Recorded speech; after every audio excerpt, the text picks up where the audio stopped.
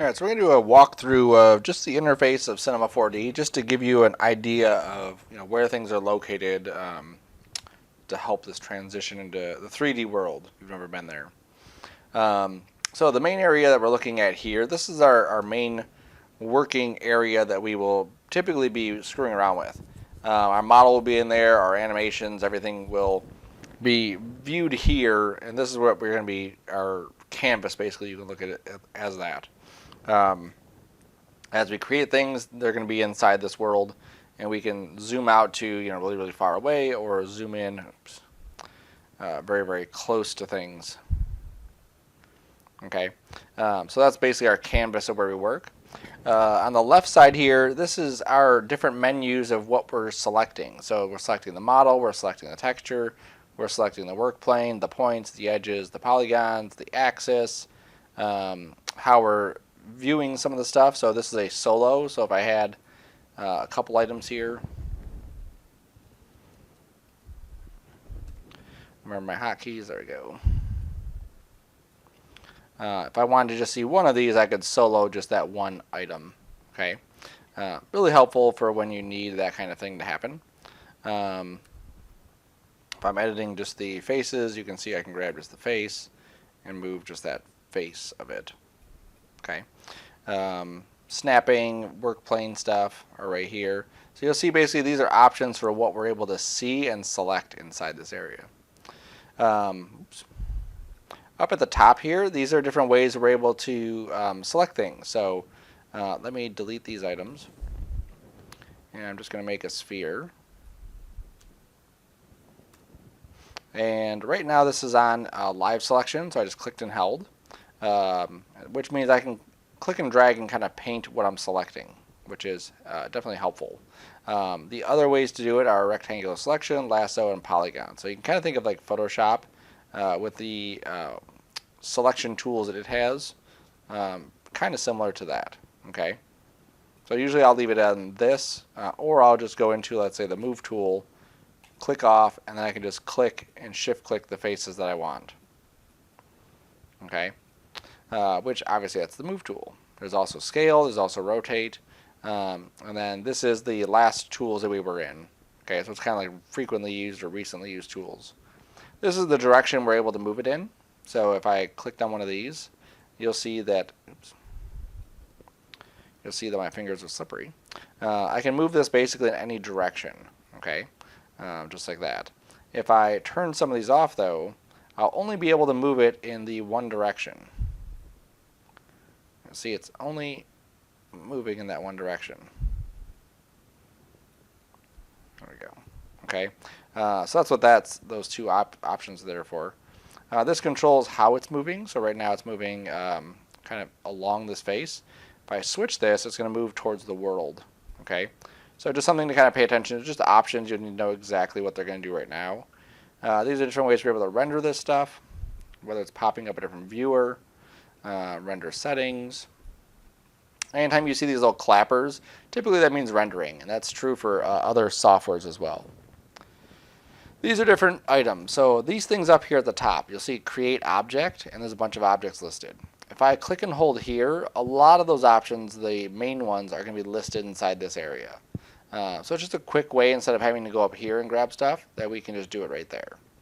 And the same thing for this. These are all different paths. If I go to create spline, those are there here. Okay. These are different subdivision surface things. So if I went to one of these areas up here, it would be up there. I just go down here. Okay. Same thing here. So these are just quick things, popular things that typically you're going to use. Same thing there. Same thing here.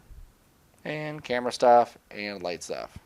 The nice thing about 3D is that a lot of the icons are very representative of what they are. So it's easy to see exactly what's in there. Also, they're kind of color coded. So these are green. So these actually are different kinds of things than these ones that are blue and these ones that are purple. Okay. So very helpful things to have there. Way at the top is your regular menus. But like I said, a lot of the stuff you'll see is in these main things that we can get to. We will have to jump up here for some things, but most of the stuff we'll be doing we can grab just from these menus here and some of the other menus that are hidden in other spots. On the far right, this is our object list. So let me jump back to object mode. As we have new objects in our scene, you'll see sphere 1, sphere regular. Duplicate this again, there's sphere 2. Different ways that we can layer things, select things, highlight things. There's more things that we can grab from this area as well.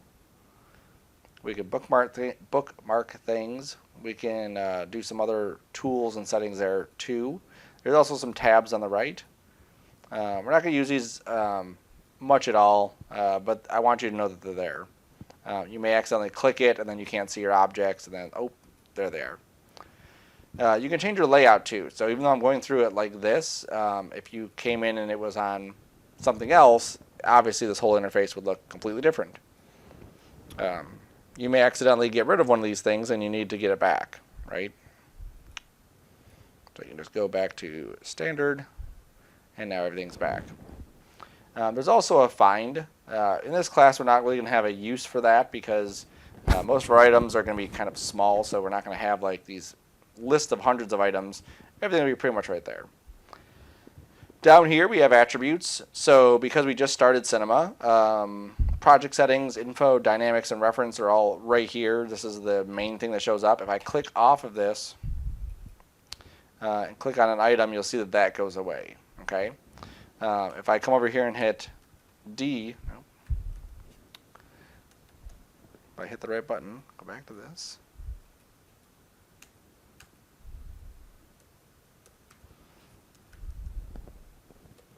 Control D, there we go. Then we can see the settings again. These are things typically we don't need to screw around with too much unless we're doing something a bit fancy. Something to note though is that we are dealing with centimeters. So if we're building something in real scale, we'd want to make sure that we're measuring it in centimeters. Okay. If we do have an item selected, these are the attributes for that item. So this sphere, here's specific item information. Visible in editor is off. Oops, it's invisible.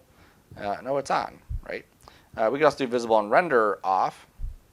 And if we hit that render button, you'll see that it's not visible in the render, but it is visible in my viewport. Okay, so you can change how things are displayed throughout. Here's the coordinates. We can change these things manually.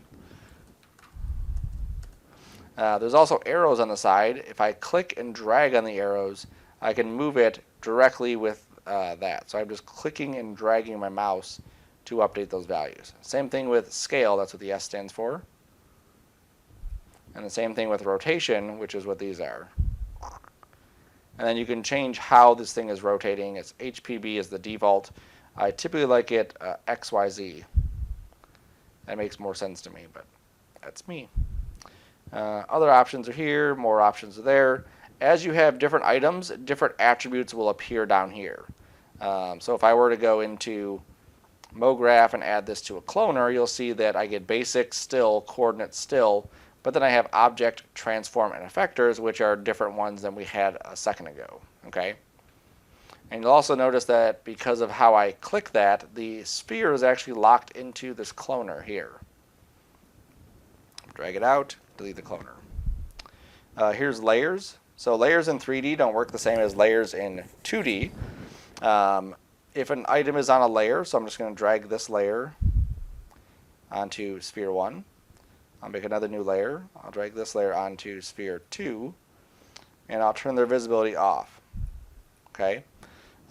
If I switch their layer position, it doesn't do anything to control what they are doing as far as what they see. These are just for organizational purposes and to control items on a larger scale.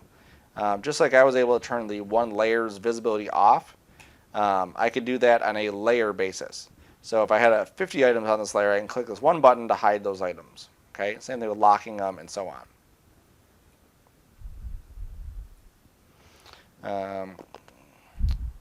So that's what that area is. Down here at the bottom, this is your materials. So if we're going to give something a material, we can just double click this, and then drag this onto that item, and now we have a different color. Okay. Different options here for creating new materials, editing materials, functions, textures, and so on. Some more options here for moving things. Our timeline, so when we do animate stuff. And then there's also some hidden ones. Oops, let's go here. Let's go to there. Not that hidden is just you can't typically need them until you start screwing around with other stuff. Come on.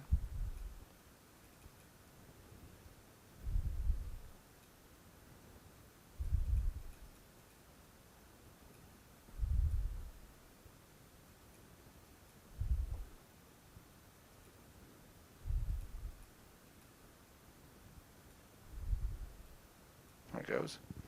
Wasn't letting me set keyframes. And there. Okay. So I set some keyframes on here. So you'll see we got a little bit different thing going on. We have some keyframes down there. Oops. With these things are in red. If I right click on this now, I can go to showing F curves. So here's another menu that I can pop up and look at the curves for how this is animating. I can also go to show track, and there's another option. I can add this to my HUD, so I always have it if I wanted to. I've never needed to do that. There's other stuff too that we'll get into. Okay, just so you're aware, there's different menus hidden inside here for what we're going to be doing. Right. We also have inside of this viewport, we have different ways we can see and manipulate what we're seeing here. So if I go to lines, you'll see I'm able to see the wireframes of these things.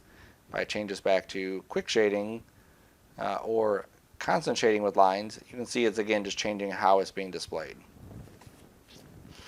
Same thing here under options. I can control or view things like shadows and transparency and all that.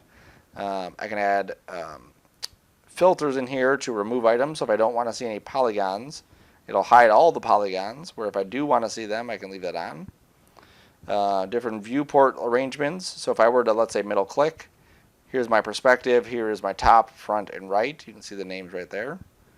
And I can just middle click into any one of these to see what that looks like. In this area, you can control where those are at. So you want to see all views, you want to go to the right, bottom right one. Easy way to get to it. And then Pro Render, which we're not going to use right now anyway. All my controls I'm doing too to kind of navigate are also here. So as I pan around the scene, zoom in and out, or rotate, I can also grab those icons from that area. Okay, so a lot of different things you can do inside the software. It's incredibly powerful. The more you use it, the more comfortable you're going to get with that interface anyway. But I just wanted to give you just a quick, brief overview of what we're looking at inside here.